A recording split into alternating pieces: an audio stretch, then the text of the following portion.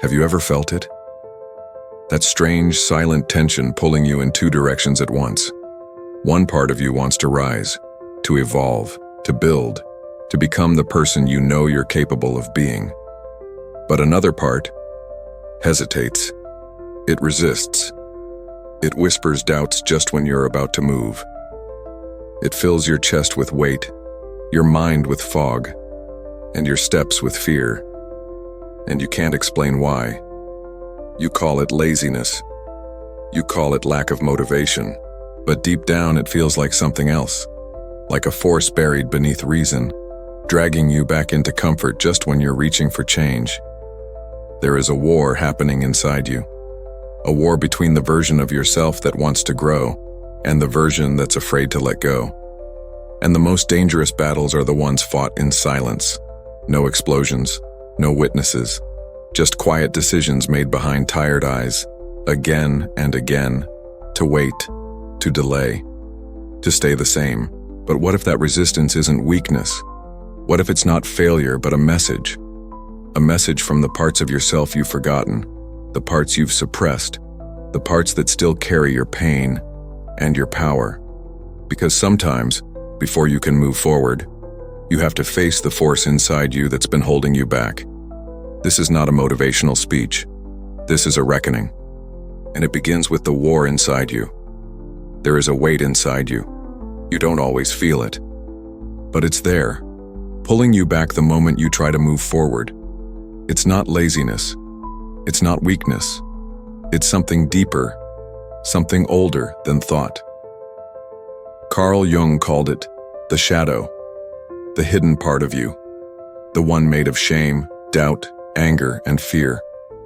The part you were taught to ignore but never stopped carrying. The shadow is not loud. It doesn't scream. It whispers. It hesitates. It delays. Just when you're about to take a step toward change, it tightens its grip. What if you fail?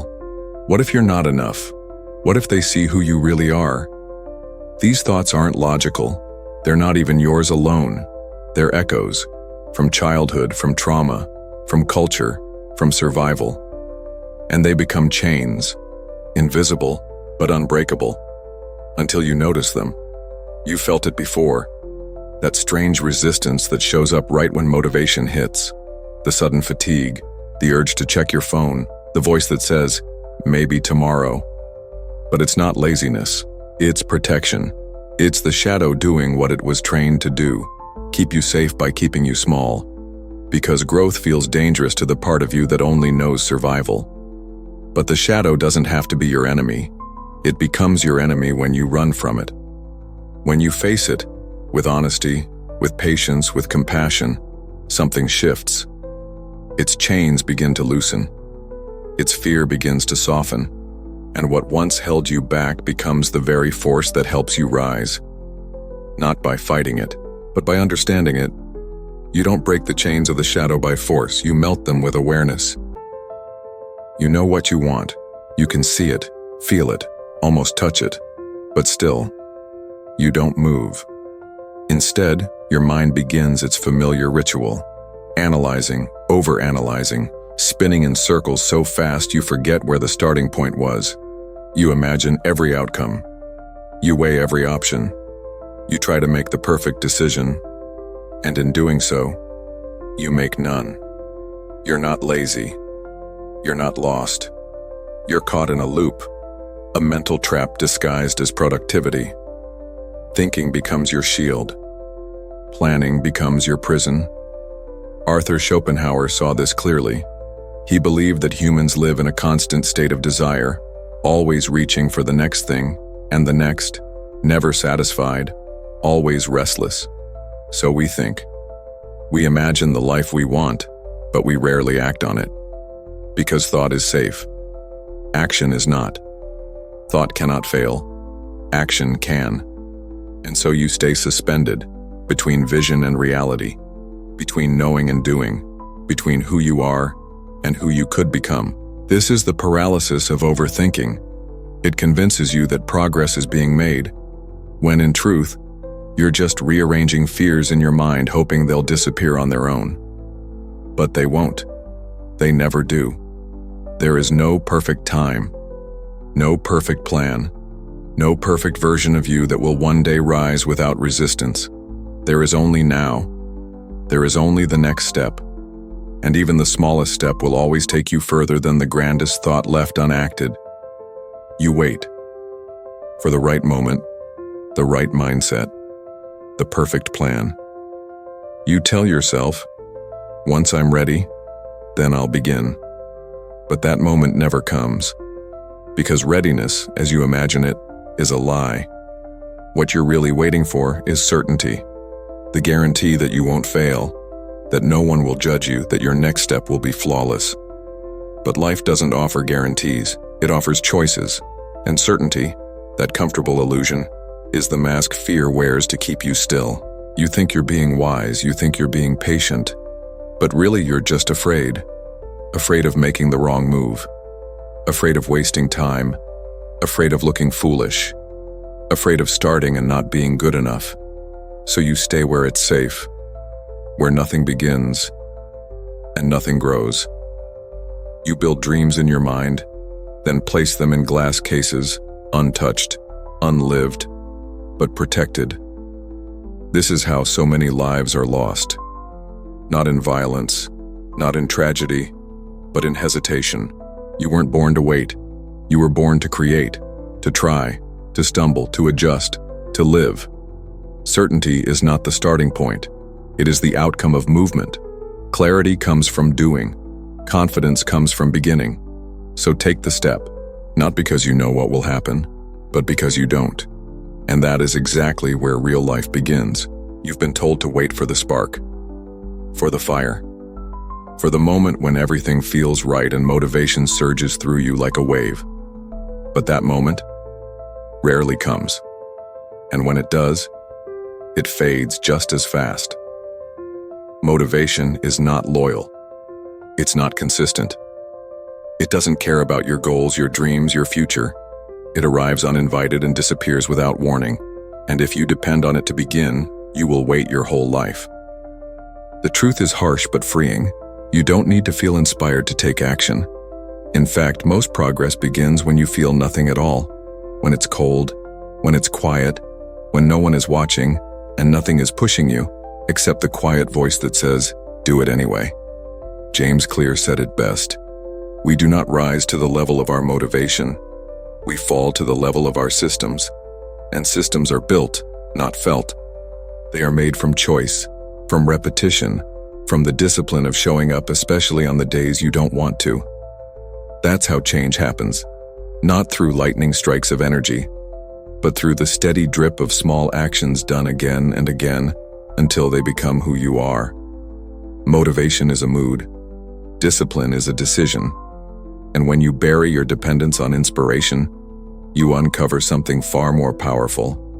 Consistency, resilience, identity. You don't need to feel ready. You need to begin, and the feeling will follow. We romanticize big moments, the breakthroughs, the bold decisions, the overnight success stories. But real change? It's quiet, it's boring, it's invisible, until it isn't. It begins with something so small it almost feels like it doesn't count. 10 minutes of movement, a single page written, a quiet decision to say no when no one is watching. This is how it starts. This is how it always starts. James Clear called it atomic habits. Tiny choices made daily, so small they seem forgettable, yet powerful enough to reshape the course of a life. We think success demands leaps, but it's built in layers. One brick, then another, then another. Until one day you turn around and realize you built something unshakable. The reason you stay stuck is not because you lack desire. It's because you're waiting for the perfect storm instead of planting the first seed. You don't need a transformation. You need a rhythm. You need a system that works even when you don't feel like working. That shows up when motivation doesn't. And you build that system by shrinking the goal until it fits into your day, with no excuse left to stop you. Because 500 messy words are better than none. 10 minutes of practice are better than waiting for an hour you'll never find. Big dreams are built on small steps taken consistently in silence. And the discipline to take those steps, even when it feels like nothing is happening, is what separates the dreamers from the doers. We all dream. We imagine the life we want, the freedom, the success, the version of ourselves we've always believed was possible. And we tell ourselves, if I want it badly enough, it will come. But desire alone isn't enough. It never was. Napoleon Hill spent his life studying the most successful people in history, and what he discovered was not luck, not genius, not even timing. It was clarity, it was discipline, it was deliberate action. He called it a burning desire, not a passive wish, but an obsession so clear that it becomes impossible to ignore. And once that desire is defined, it must be converted into plans, into steps, into motion. Because dreams without plans are just illusions, and plans without action are just paper. How many goals have you carried in your heart, only to watch them fade because you never moved?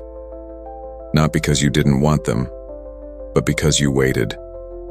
For the right time, for certainty, for perfection. But Hill's message was clear. You don't wait for the path to appear. You start walking, and the path forms under your feet. You start small, imperfect, unpolished. But you start, and in the doing, you become. You are not what you dream. You are what you build, what you dare to move toward when no one claps and no one watches. Desire is the spark, but it is action that lights the fire. We're taught to avoid pain, to seek ease, to chase comfort like it's the meaning of life. But what if that's the lie? What if the thing you're avoiding is the very thing that will set you free? David Goggins didn't become relentless by waiting for motivation. He didn't rise by choosing comfort. He became who he is by walking straight into the storm that everyone else runs from. Not because he was fearless, but because he was done hiding. Pain didn't destroy him. It revealed him. Because here's the truth no one wants to say out loud. Strength is not found in your best days. It's found when you're broken, when you're tired, when everything in you says quit and you keep going anyway. You've felt this. That moment when you're alone, when nothing makes sense, when the path forward feels like a wall, and still, some part of you keeps breathing, keeps crawling, keeps showing up. That part, that's your power. Pain is not the enemy. Avoidance is. Discomfort is not your weakness. Escaping it is. When you stop running from pain, when you face it, feel it, move through it, you become untouchable. Not because you don't suffer, but because suffering doesn't own you anymore. Goggins calls it callousing the mind, training yourself to get stronger through the discomfort, not around it. Because the version of you that can endure pain is the version of you that can handle greatness. You want to know where your limits are? Walk into the fire, not to burn, but to become. You were taught to chase comfort, to build a life that feels safe, predictable, easy. And maybe you did. Maybe your days are smooth. Your routines are stable. Your struggles are minimal. But here's the question you never ask yourself. At what cost? Because comfort doesn't just soften your life, it softens you. It lulls you into passivity, into silence, into choosing what is easy over what is necessary.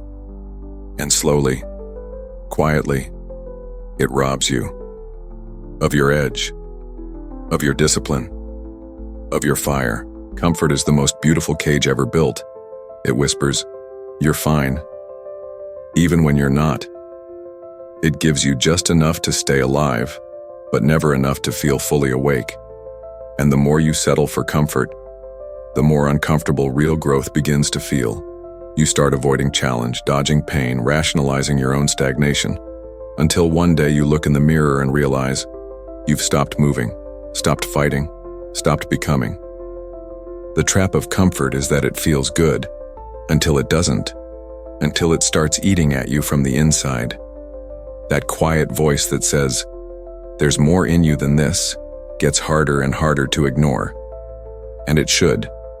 Because your potential is not buried under chaos, it's buried under convenience. You don't break free by waiting for permission. You break free by stepping back into discomfort, by choosing challenge, by remembering that ease was never the goal, Evolution was, and evolution only begins the moment you leave the warm cage behind. There comes a point when discipline is no longer something you do. It becomes who you are. You stop negotiating with your weakness. You stop explaining your delays. You stop waiting to feel like it. Because you've crossed the line between effort and identity. You're not just trying anymore. You're committed. You're becoming. Relentlessness is not a mood. It's not loud. It's not dramatic. It's quiet. It's steady. It's built in the dark when no one's watching and everything in you wants to quit. It's waking up and doing it anyway. Again. And again. And again. Not for applause, not for validation, but because you said you would. And that means something now. Most people quit when it gets hard. The relentless begin there. They understand the pain is part of the path. They don't wait for comfort to return because they've learned to live without it. This is the turning point. When motivation dies, when doubt fades, when excuses stop working, and in its place you find a version of yourself that refuses to back down, not because you're fearless, but because you no longer allow fear to lead. Being relentless isn't about being the strongest. It's about being the one who never stops moving, who keeps showing up, keeps building, keeps pushing, no matter what. This is where you become untouchable. Not because the world stopped testing you, but because you stopped folding. You've faced the resistance, you've stood in the fire, you've moved without feeling ready, and now you're not the same. Something has shifted. Subtle, permanent. You don't panic in the silence anymore. You don't wait for approval. You don't fear the days when nothing feels certain, because now you know who you are. Not the version you perform, not the one shaped by fear, but the one who endured, who chose to act when it would have been easier to hide, who built brick by brick a self that cannot be broken. You are not fearless. You are forged. Through hesitation, through pain, through every moment you showed up when quitting would have been easier. This is the unbreakable self. Not because you're untouched by struggle, but because struggle no longer defines you. You carry your wounds not as weight, but as armor. You move through life, not as someone seeking permission, but as someone who has earned presence through persistence. The voice in your head? It still whispers doubt. But now there's another voice, quieter, stronger, that says, I've been here before. I've walked through worse. I'm still standing. And from here, you don't beg for growth. You demand it. You build it. You embody it. You no longer wait to become. You already are. You've come far. Not by accident. Not by force. But by choice. You faced the war inside you. You saw the chains, felt the fire, walked through the silence with trembling hands and kept going. And now you know the truth. You were never broken, just buried. You were never lazy, just waiting to remember your strength. Everything you needed was always there. Beneath the fear, beneath the noise, beneath the need to be perfect. And now that you've uncovered it, everything changes. You no longer chase motivation.